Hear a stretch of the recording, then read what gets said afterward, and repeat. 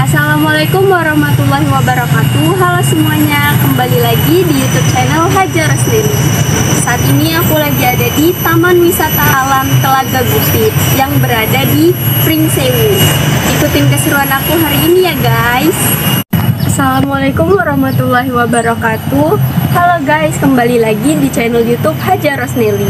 Di sini kami berkesempatan untuk mewawancarai salah satu pengurus di Taman Wisata Danau Telaga Gupit. Betul ya Mbak? Iya, ya betul. Sebelumnya dengan Mbak siapa namanya? Saya Mbak Sungkono. Mbak Sungkono. Mbak boleh tolong dijelasin gimana sih sejarah di Taman sini? Wisata Telaga Iya. Gupit. Itu begini Dek ya. Kami sebagai pengelola, satu pengelola dari PU. Dan yang kedua saya diutus dari Dinas Pariwisata Pringsewu, diutus suruh mengelola juga. Dan yang ketiga saya diutus oleh Ketua Pokdarwisnya dari Mataram, Gotri. Dari Pak Gotri mengutusnya, saya suruh ngurus semua. Yang kedua, saya mau membuka masalah sejarah, yaitu sejarahnya saya itu sudah dianggap tenaga honorer dari PU tingkat 1. Di sini dulunya saya itu sebagai ketua kelompok tani Sukarahayu, Desa Pujorahayu. Diajak konsultasi dengan Pak Lurah Hadi Suratno bagaimana bendungan swadaya murni ini, namanya sebelum nama Pujorahayu masih bendungan Tegalsari. Pak Hadi Suratno konsultasi dengan saya bagaimana kalau bendungan swadaya murni Tegalsari itu diajukan bendungan permanen. Saya dari ketua kelompok tani Sukarahayu ini, monggo kita dukung Pak Lurah Hadi. Terus musyawarah 3 kepala desa Tegalsari, Pujorahayu, Mataram. Bagaimana kalau bendungan swadaya murni Tegalsari itu diusulkan ke pemerintah zaman Pak Bupatinya Pak Dul Hadi, zaman pengenyongan dulu. Ya mungkin kalau kamu nggak kenal pengenyongan. Iya kan, kalau saya kan kenal pengenyongan. Setelah diusulkan sama Pak Lurah Hadi Suratno Pujorahayu, dilaksanakanlah usulan itu, diterima, dimulai dibikin. Setelah selesai, bendungan ini diserahkan ke tingkat 1, diserahkan sama PU bidang pengairan ya Pak Gubernur. Sampai saat ini? Sampai saat ini kebetulan sampai sekarang ini konsultasi dengan adik-adik. Siapa namanya? Margaret Pak. Margaret ini? Ayu, saya Mbak Sungkono. Jadi kita di sini sampai sekarang ini sebenarnya kita itu orang kabupaten, diperbantukan di tingkat 1. Setelah kita pensiun dari tingkat 1 pun tolong saya dibantu OP-nya, operasi dan pemeliharaan bendung sampai ke jaringan irigasi. Setelah sekarang ini terbentuknya taman 2017 tanggal 25 Desember disahkan oleh Pak Bupati Pringsewu tamannya. Tadi kan Pak De udah ngejelasin gimana sejarahnya taman wisata di sini. Kalau boleh tahu tiket masuknya diambil berapa sih? Kalau pertamanya dulu itu cuma 2018. Biarpun 2000 tapi satu hari dapat 1,5 juta. Ini sebelah kiri tok, belum sebelah kanan. Dapat 3 jutaan lah satu hari. Zaman 2018. Terus sampai sekarang ini dirubah tiket masuknya 5.000 per pengunjung. Ya namanya tiket anggaran sih 5.000, tapi ya namanya orang apa harus kaku. 5.000 per orang. Ternyata ada yang 2 orang ngasih 5.000, saya terima juga. Orang 3 ngasih 5.000, saya terima juga. Kemampuan mereka. Kemampuan orang-orang itu. Tetangga, ada yang matur nuwun, ya monggo. Apa kita harus kaku bayar? Jangan gitu. Nggak boleh kemelelet, nggak boleh mentang-mentang. Kita puasa jangan. Kalau kita puasa laju mentang-mentang, orang masuk tiket masuk harus 5.000, rata-rata nggak betah di sini. Sama siaran Radio Break Indonesia, radio amatir sampai sekarang inilah berjalan kembali asli pengelolanya. Kalau orang-orang itu kan orang luar, bukan yang punya wewenang di sini. Yang punya wewenang di sini adalah hanya saya sama anak saya, Mulisin. Nah, Mulisin itu sekarang sebagai penjaga bendungnya.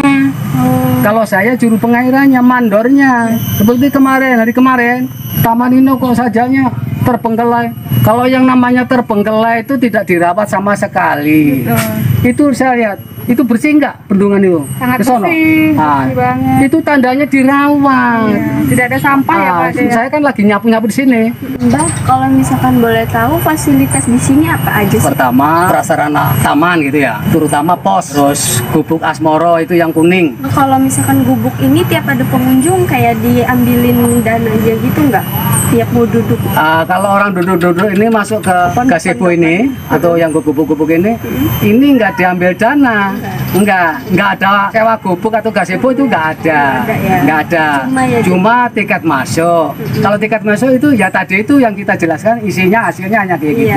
Terus ini ada namanya pergola, ini jaga-jaga yang seperti gubuk panjang ini.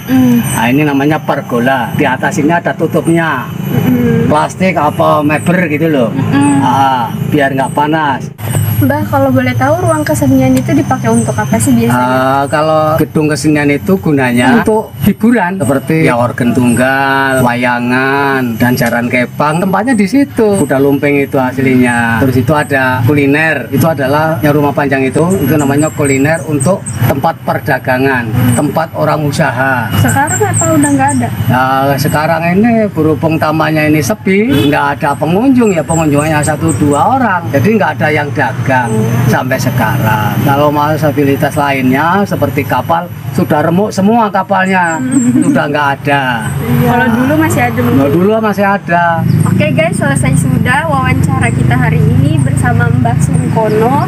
Sekian saya akhiri, wabillahi taufiq wal hidayah. Wassalamualaikum warahmatullahi wabarakatuh. Waalaikumsalam. Oke guys, kita diajak sama Mbah Sungkono untuk naik ke atas telaga ini guys.